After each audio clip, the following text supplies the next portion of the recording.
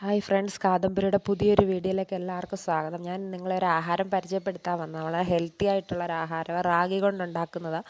ഇത് തമിഴ്നാട്ടിലൊക്കെ എല്ലാവരും സ്ഥിരമായിട്ട് കഴിക്കുന്ന റാഗി കളി എന്നാണ് ഇതിൻ്റെ പേര്.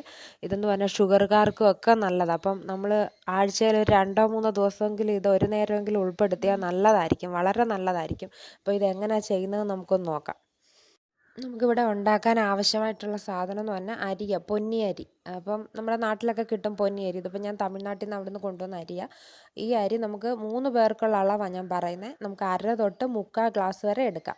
അപ്പോൾ അരിയുടെ അളവ് വേണമെങ്കിൽ കുറയ്ക്കാം. ഞാനിപ്പോൾ അരയാണ് എടുത്തേക്കുന്നത്. 3/4 ഗ്ലാസ് ഞങ്ങളെ കാണിച്ചു, 1/2 ഗ്ലാസ് ഞാൻ എടുത്തു. അപ്പോൾ ഈ 1/2 ഗ്ലാസ് അരി നമ്മൾ വെള്ളത്തിലിട്ട് ഒന്ന് കഴുകി എടുത്തിട്ട് കുതിരാൻ വെക്കണം. ഒരു 10-15 മിനിറ്റ് ഒന്ന് കുതിരാൻ വെക്കുന്നത് നല്ലതായിരിക്കും.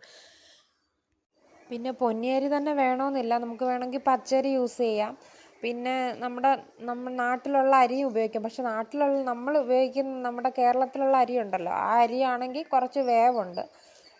പിന്നെ അതല്ലെങ്കിൽ നമുക്ക് ഈ പഴയ ചോറുണ്ടല്ലോ, പഴഞ്ചോറ്, അതും നമുക്ക് അധികം വരുവാണെങ്കിലും എടുത്ത് ഇതുണ്ടാക്കാൻ ഉപയോഗിക്കാം.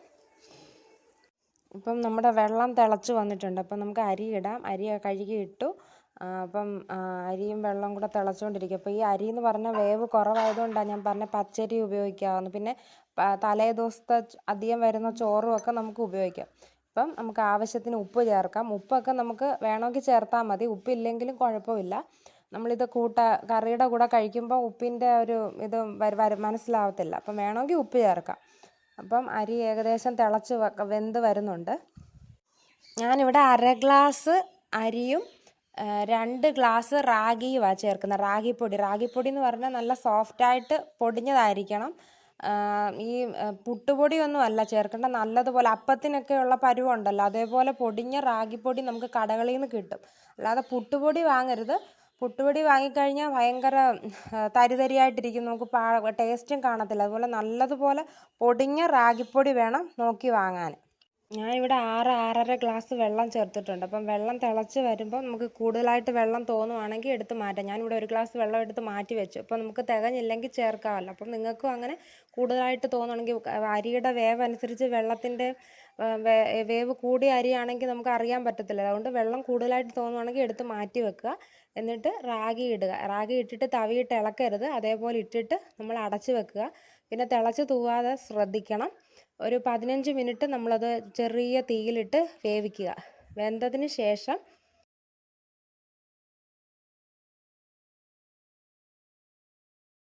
നല്ല ചൂടുണ്ട്. അപ്പം നമുക്കത് അടുപ്പത്തുനിന്ന് വാങ്ങി വെക്കാം. അടുപ്പത്തുനിന്ന് വാങ്ങി വെച്ചതിന് ശേഷം ഞാൻ ഒരു തടി കൊണ്ടുള്ള മത്ത് വെച്ച് ഒന്നുകൂടെ കുഴച്ച്, ഈ ചീനിയൊക്കെ കുഴക്കത്തില്ല അതേപോലെ ഒന്നുകൂടെ കുഴച്ച് കഴിഞ്ഞാൽ നല്ലതാണ്. മറ്റേ തവിയേ ഉള്ളതെങ്കിൽ അത് മതി. എന്തായാലും നമുക്ക് നല്ലതുപോലെ കുഴച്ചെടുക്കണം. കുഴച്ചെടുത്തതിന് ശേഷം നമുക്ക് വേണമെങ്കിൽ 5 മിനിറ്റ് ഒന്ന് അടച്ച് വെച്ച് കഴിഞ്ഞാൽ അത് ആറും. ആറിയതിന് ശേഷം നമുക്ക് വേണമെങ്കിൽ ബോളാക്കാം. അതല്ല ധൃതി ഉണ്ടെങ്കിൽ പെട്ടെന്ന് നമുക്ക് ഇതൊരു പാത്രത്തിലിട്ട് റൗണ്ടായിട്ട് ഇങ്ങനെ ചുറ്റിച്ചാൽ തന്നെ ഇതൊരു ബോളിൻ്റെ ഷേപ്പ് വരും. ചൂടാകുമ്പോൾ നമുക്ക് തൊടാൻ പറ്റത്തില്ലല്ലോ, അതുകൊണ്ട്.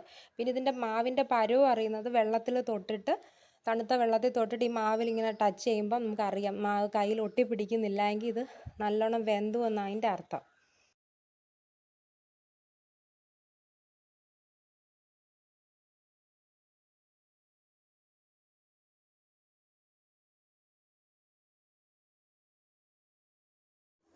ഞാൻ തമിഴ്നാട്ടിൽ പോകാറുള്ളപ്പം ഇതുണ്ടാക്കുന്നത് കാണാറുണ്ട്, കഴിക്കാറുമുണ്ട്. അപ്പോൾ ആദ്യമായിട്ടാണ് ഞാനിത് ഉണ്ടാക്കി നോക്കിയത്.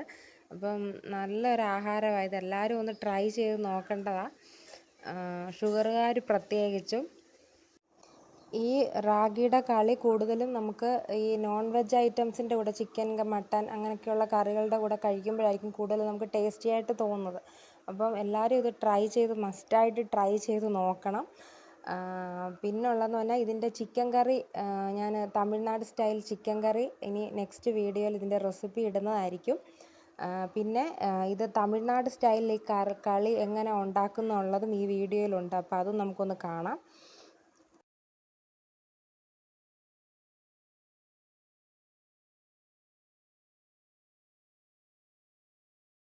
ഇവിടെ ഞാൻ പറഞ്ഞ പോലെ തന്നെ ഫസ്റ്റ് റാഗിയും ചോറുണ്ടെങ്കിൽ ചോറൂടെ വേവിച്ച് ഇതേപോലെ അവിടെ ആണെങ്കിൽ വേറൊരു സ്റ്റൈലിൽ പാത്രം വെച്ച് ഇങ്ങനെ. അപ്പം നമുക്കിതൊക്കെ കാണുമ്പം അയ്യോ ഇങ്ങനെ ചെയ്താലേ ശരിയാവുമെന്ന് തോന്നലുണ്ടാവരുതല്ലോ.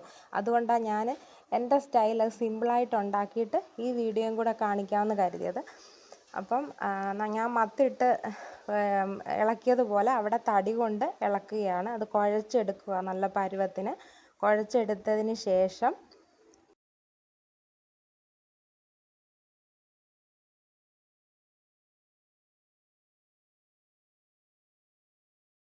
ഇത് നമ്മൾ ഈ കോല് തന്നെ വേണമെന്നൊന്നുമില്ല. നമുക്ക് നമ്മുടെ തവി വെച്ചായാലും മതി. നമ്മൾ ഇടിയപ്പത്തിനൊക്കെ മാവ് കുഴയ്ക്കുന്ന പോലെ അല്ലെങ്കിൽ ചീനിയൊക്കെ കുഴയ്ക്കുന്ന പോലെ തന്നെ. ഇത് സിമ്പിളായിട്ടുള്ള കാര്യം. ഇത് കാണുമ്പോൾ പേടിയായിട്ടൊന്നും തോന്നണ്ട.